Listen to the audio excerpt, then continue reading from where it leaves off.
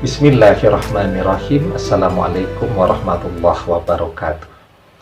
Bapak-bapak, ibu-ibu, mas-mas, mbak-mbak, khususnya adik-adikku sekalian yang dirahmati Allah dimanapun Anda berada, kembali di IIB Channel bersama saya, IIB Wijayanto.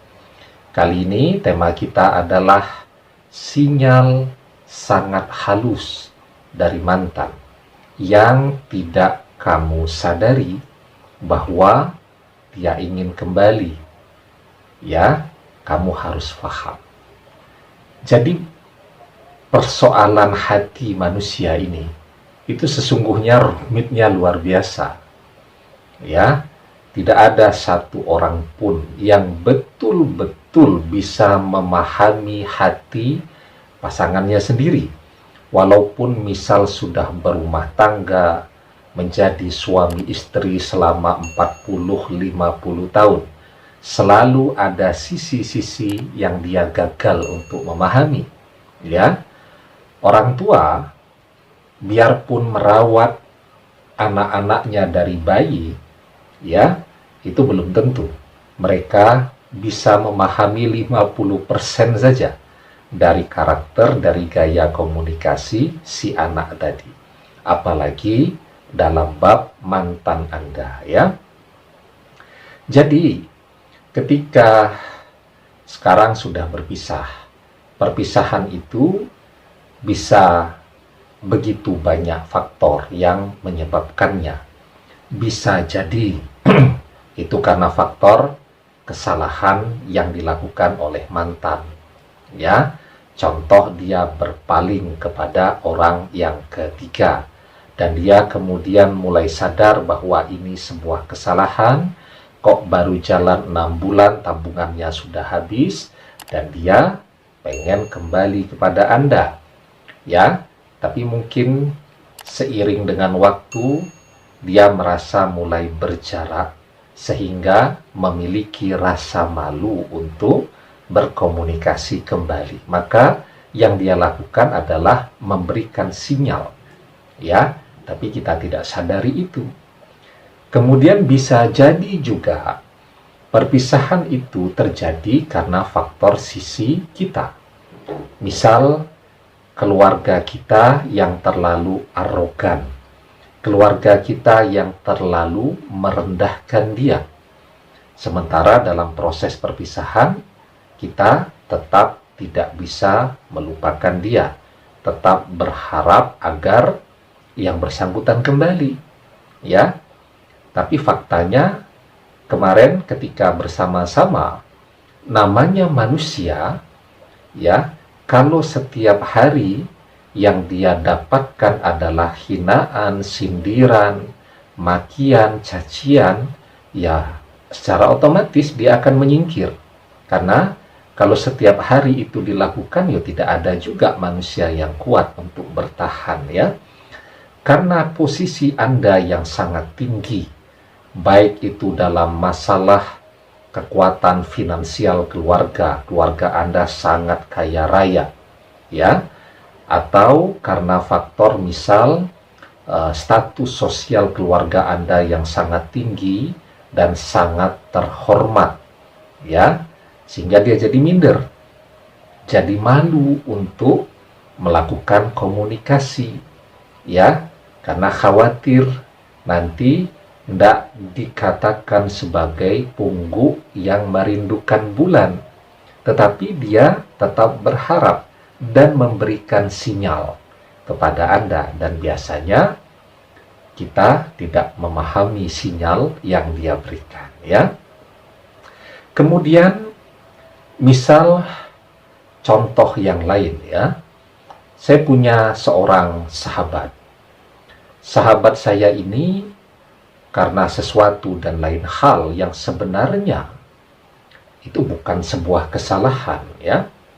Itu baik-baik saja dan benar-benar saja, tetapi karena memang background keluarga dari sang istri ini, khususnya ibunya, itu sejak awal memang sudah membenci sang suami ini, maka dibuatlah hal yang tidak salah itu menjadi seperti sesuatu yang salah, Ya, akhirnya istrinya dipanas-panasi karena mereka menempati rumah, walaupun sang suami itu ya punya kontribusi besar juga di dalam membangun rumah itu, hanya karena faktor lahannya itu adalah warisan dari almarhum bapaknya sang istri, maka dicarikan cara agar sang suami ini terusir, ya. Tapi dia laki-laki yang bertanggung jawab, ya. Dia tetap memberikan nafkah kepada istrinya, ya.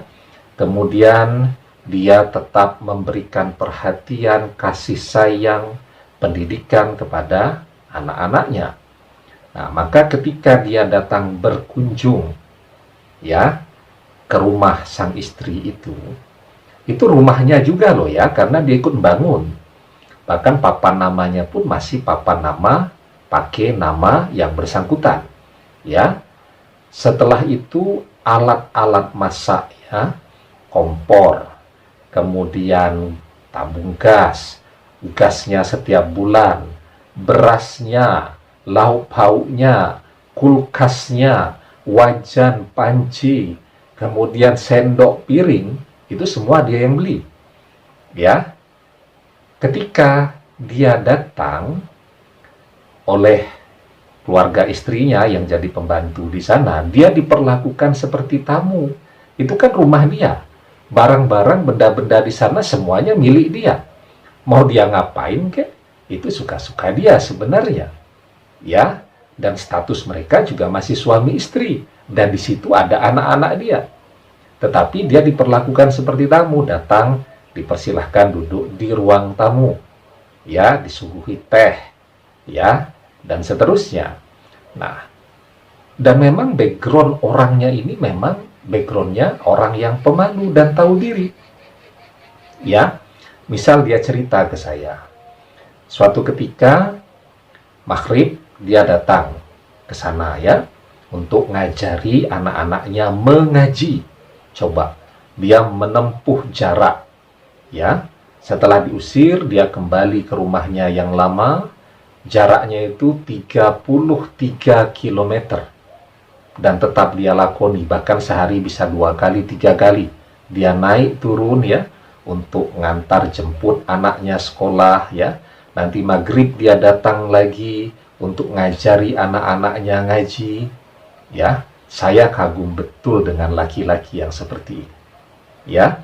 Nah, ketika dia datang waktu maghrib, ya, dia mengejar sebelum azan maghrib, dia sudah tiba agar bisa sholat berjamaah dengan anak-anaknya. Karena ini masa-masa yang penting untuk membangun fondasi disiplin ibadah pada anak, ya.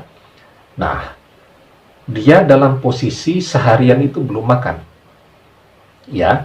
Jadi pagi dia berangkat bekerja, cuman minum saja karena pekerjaannya padat sekali, ya. Dan pada saat itu kita akan bersama-sama berangkat untuk membimbing ibadah umroh. Jadi semua pekerjaan harus kita selesaikan terlebih dahulu, kan, agar ketika 9-10 hari kita menunaikan ibadah umroh itu, ya, semua pekerjaan sudah beres, kan gitu, ya. Nah, dia belum sempat makan tuh, dari pagi cuman minum saja, minum teh, ya. Kemudian sampai waktu maghrib, dia dari lokasi kerja, dia langsung ke rumahnya untuk nemui anak-anaknya, itu dalam posisi belum makan, ya, oleh sang istri pada saat itu, ya, yang usir dia ini, ditawari makan, ya. Ini di rumah dia juga loh, ya. Istrinya punya kontribusi bangun rumah, tapi dia juga punya kontribusi. Dan semua alat-alat masak, ya, oven, kemudian kulkas, kemudian segala macam, itu juga beli pakai duit dia, ya. Ketika ditawari makan, apa jawabannya? Nggak, sudah makan. Coba bayangkan, di rumahnya sendiri, ya. Di rumahnya sendiri, yang alat-alat dapur, kemudian material makanan itu dibeli dengan uang dia, dia merasa malu.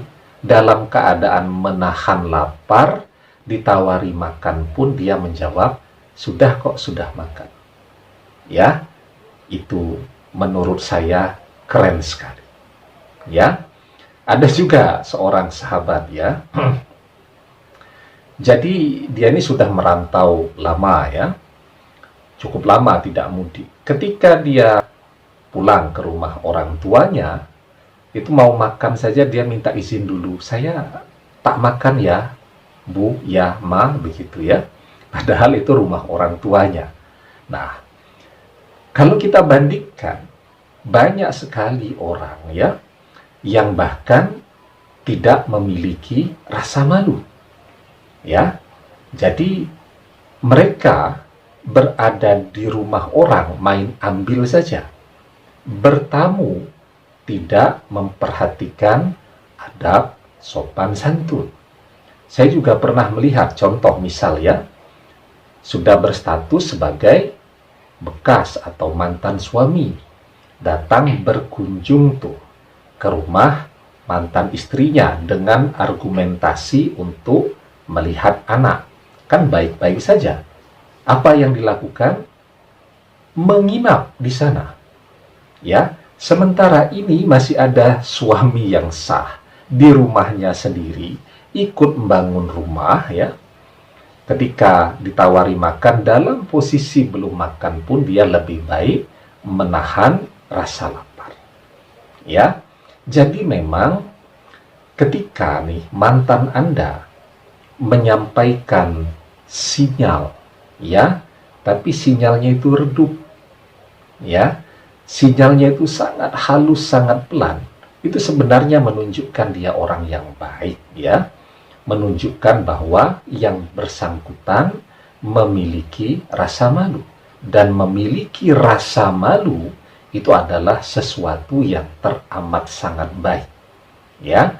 Rasulullah Shallallahu Alaihi Wasallam bersabda, al-haya'u la ya'ti illa bi khairin. Malu itu tidak mendatangkan sesuatu melainkan kebaikan semata-mata. Jadi rasa malu itu hanya mendatangkan hal-hal yang baik. Ya. Nah, jadi orang-orang yang pemalu seperti ini, ketika dia pengen balik kepada Anda, sinyalnya redup-redup saja. Memang dibutuhkan kecerdasan ya, ketajaman intuisi untuk memahami sinyal yang sayup-sayup tadi. Ya. Jadi contoh sederhana saja yang paling sering ditanyakan. Dia tidak lagi melakukan komunikasi, ya.